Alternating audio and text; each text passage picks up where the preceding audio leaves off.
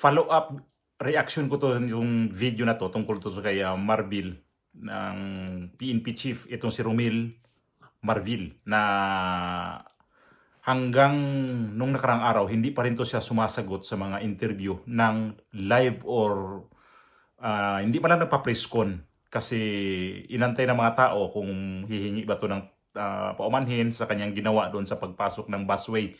Pero itong GMA, hindi talaga nila to tinigilan kung sasagot ba to o hindi. Kasi inabangan nila na ano talaga yung sasabihin niya. Kasi nagsinungaling Kasi mayroon daw memo na pwede silang dadaan ang mga PNP official doon. Pero hindi naman pala yung totoo. Kung yun lang ang rason niya, emergency daw. Hindi naman sila emergency kasi meeting yung pupuntahan nila Paano pa inintindi ang emergency? Kung siya, PNP chief, alam niya yun kung ano ang ibig sabihin ng emergency. Kung may emergency, may hinahabol siyang mga masamang loob o kaya may mga bumbero dyan dadaan kasi emergency nga Ang emergency niya, meeting daw. Ito yung sinasabi niya. Nga sabi ko nga, there's an emergency. There's a law na talagang pag-emergency, you can use the bus lane. Meron na po, there's a memo already that if you can, the PNP in marked vehicles, you can use po yung bus lane. Emergency, that's a given fact. Ang sinasabi niyang emergency ay emergency meeting aniya sa Krame. Yung po meeting because there's an operation.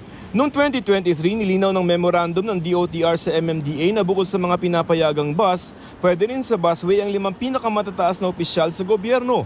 Gayon din ang mga on-duty na mga ambulansya, truck ng bumbero at mga sasakyan ng PNP. Walang nabanggit na emergency. Ang memo ng Highway Patrol Unit ng PNP naman ang naglinaw sa kung ano ang itinuturing ng pulisya na on-duty. Ito aniya ay yung mga sasakyang may marka ng PNP na rumiresponde sa ongoing na law enforcement at security operations. Wala pa ring update sa binanggit ni Interior Secretary John Vicrimulya kahapon na pagpapaimbestiga sa insidente. Pero sabi ng Malacanang ngayon kung totoo mang pinapayagan ang mga emergency, dapat lamang po ito ay mapatunayan. Hindi po ito maaaring maabuso at gagamitin lang po yung salitang emergency. Yun yung ano ng GMA na inisa-isa sa GMA na ano ba ang klaseng emergency dapat na dadaan lang dyan sa busway.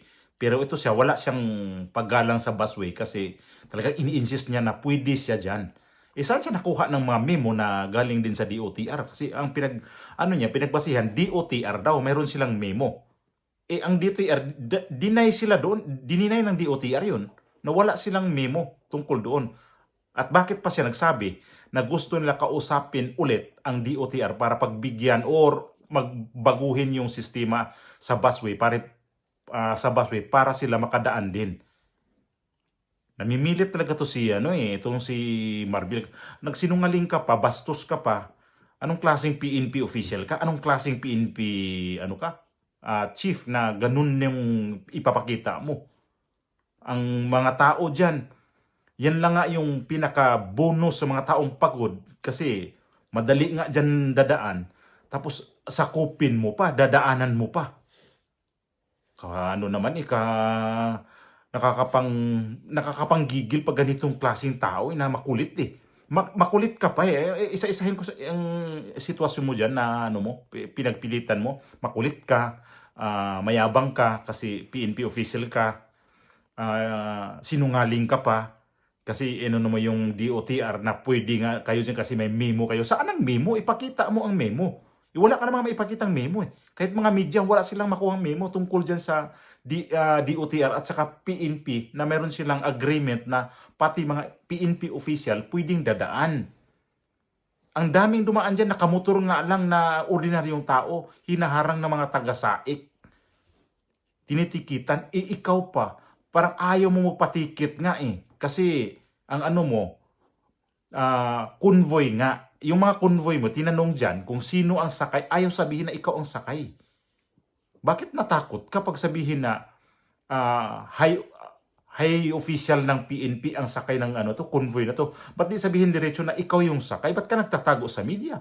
Hanggang ngayon, hindi ka nga naglabas talaga sa media na personal kang ma-interview tungkol dito sa ginawa mo. Papasok na tong linggo na tong wala kang ni isang media na hinarap. Puro ka cellphone ang interview mo. Nasa cellphone ka lang. Nahiya ka ba? Mahihiya ka rin pala ng PNP. Tapos ganyan ang asal mo na ginawa mo pa na doon ka talaga sa busway. Buti nga sa inyo kasi yung nagbabantay dyan. Kawawa yan ha. Umulan man yan, umaraw, nandyan yan, nagbabantay. Hinaharang nila yung bawal dumaan dyan. Pagbigyan nyo naman yung mga ordinaryong tao na dadaan dyan, huwag naman kayong sumapaw pa. Nakakaano naman yung bansa natin, kayo yung lumabag sa batas na kayo dapat ang magpatupad sa batas. Baliktad na ba tuloy ito? Kung ganun talaga, emergency pala ang pinag-ano mo dun sa meeting, bakit si John Vic Remulla na tinawagan ka nga daw niya, sinabi, aware ka na may meeting kayo, pero hindi naman daw niya sinabi na dumaan ka dyan sa busway, dumaan ka dyan sa bawal. Siya nga daw, hindi dumaan nga daw dyan sa may sa busway. Nagtiyaga dyan sa sobrang traffic. Ikaw kasi, pinairal mo talaga yung pagka-PNP chief mo. Ikaw lang yatang PNP chief ngayon na ang sobrang tigas ng ulo.